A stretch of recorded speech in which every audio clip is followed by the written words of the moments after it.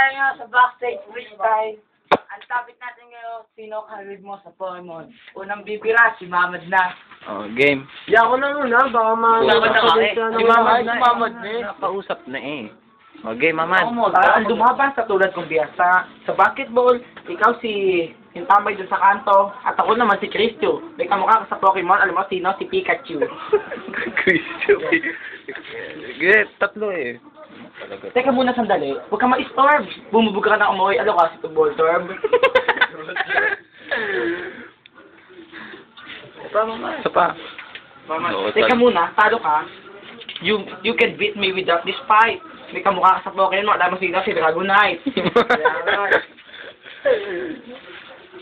Pare, sa Pokemon, kamukha mo si Onix.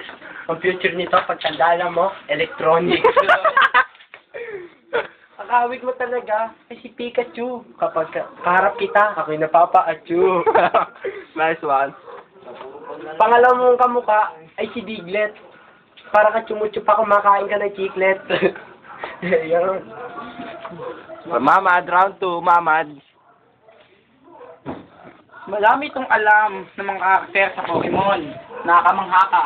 Hindi nyo talagang magagawa pag-isip, bata ka pa.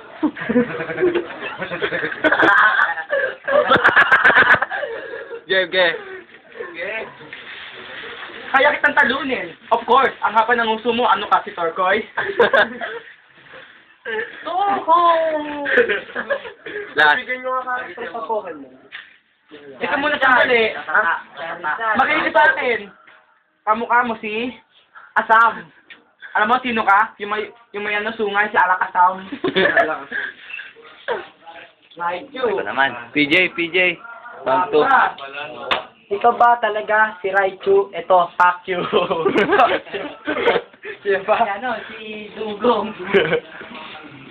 Pare, nag-advise sa akin si Mokong, pulaan daw kita kasi magkamukha na kay ni Mokong, ikaw si Dugong. Wala talaga akong alam sa karakter pagdating sa Pokemon. Masasabi ko lang sa'yo, suntukan, tara, kamon. Ako na. Anong wala? Eh, madami kang nga alam ng mga karakter sa Pokemon? Bakit madaming alam? Magsuot ka sombrero, mukha kang Jejemon. Oh, nakaganyan ka pa? Bintokong, ano ka, konyo? Hindi ka Jejemon, ano ka, Jejemonyo? Digimonyo. Ano siya yung topic? Puta.